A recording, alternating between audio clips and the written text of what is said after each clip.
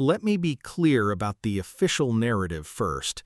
Nicholas II, the last Tsar of Russia, ruled from 1994 until his abdication in March 1917. On the night of July 16, 1918, in a basement room of a merchant's house called the Ipatiev House in Yekaterinburg, all 7 family members, their physician, and 3 servants were executed by Bolshevik forces. The case is closed, except it was closed with unusual speed for something so extensively unresolved.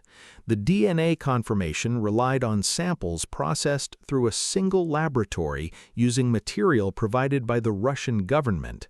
Furthermore, 2 members of the family were not found in 1991 at all. Alexei and one of the daughters appeared separately in 2007 in a different location. Mainstream historical accounts have never adequately examined who was doing the moving and why. But none of that is where my investigation took me. What I found begins not in 1918, but 300 years earlier. In 1613, a 16-year-old boy named Mikhail Romanov was selected to become Tsar. His selection was, in the official account, a compromise, a controllable figurehead from a minor noble family. 304 years later, his dynasty ended in a basement. That is the official lineage. Except the empire they governed was not theirs to begin with. The territory they administered belonged, within living memory of their founding, to someone else. In the maps, encyclopedias, and geographic surveys of the 17th and 18th centuries, the name of that previous holder appears repeatedly and unmistakably as Tartaria. It was not a legend or loose designation used informally by merchants.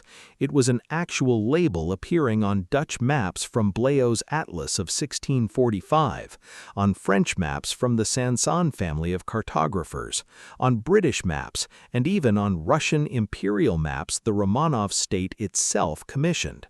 The name appears in the 1771 edition of Encyclopaedia Britannica, describing a vast territory spanning what we now call Siberia, Central Asia, and Mongolia, extending to the Pacific coast.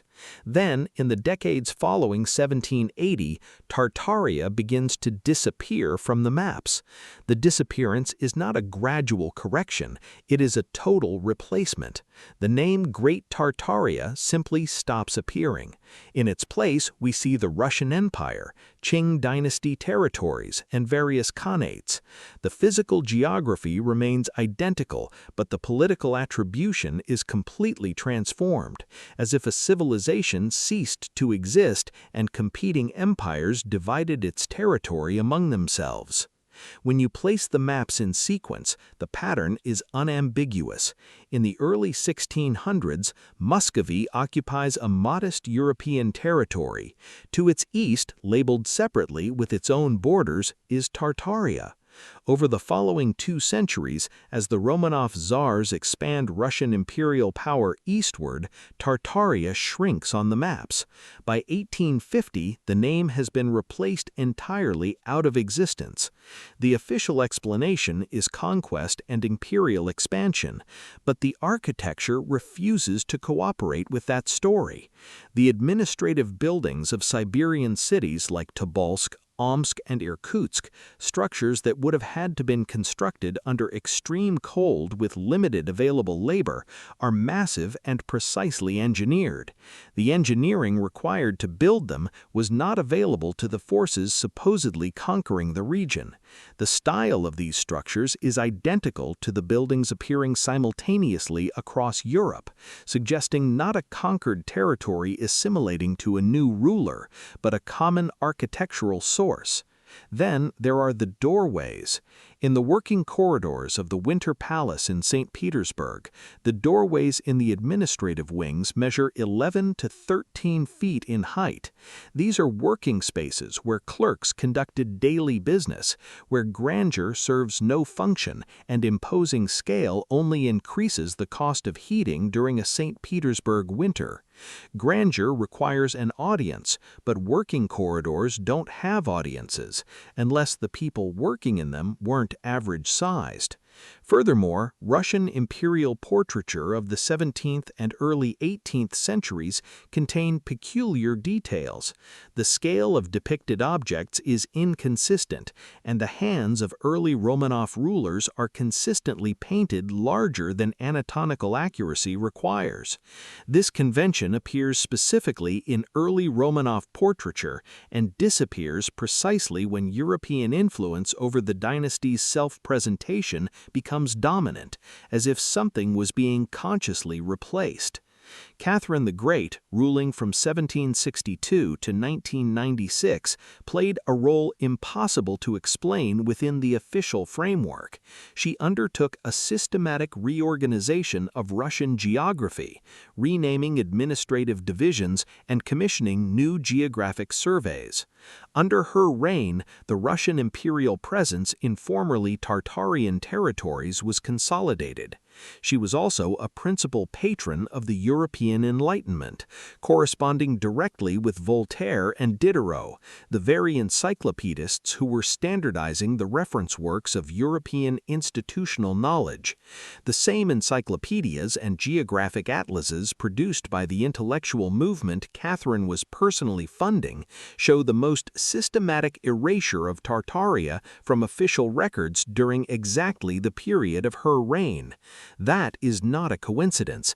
That is a mechanism. I keep returning to Yekaterinburg. The choice of that city for the execution is officially explained as strategic, deep in the interior, but Yekaterinburg sits at the geographic heart of what 18th century maps labeled as Great Tartaria. Its oldest structures, the ones that predate their official foundation dates, followed the exact same architectural proportions I've documented in Tartarian sites: doorways calibrated for height beyond practical necessity, and load-bearing systems more sophisticated than 1722's Russian engineering accounts for. What if the Romanov dynasty was not a European-style monarchy that conquered Tartaria, but a continuation of Tartarian governance wearing European administrative clothes? What if the 3-century project of the Romanov Empire was the slow conversion of a Tartarian administrative infrastructure into something legible to European imperial competition? What if Peter the Great didn't build St. Petersburg, but moved into it and renamed it? It would explain the architecture, the portrait conventions, and the choice of Yekaterinburg as the geographic center of the thing that had to end. In the years immediately following 1918, the Soviet state undertook one of the most comprehensive programs of historical revision in recorded history.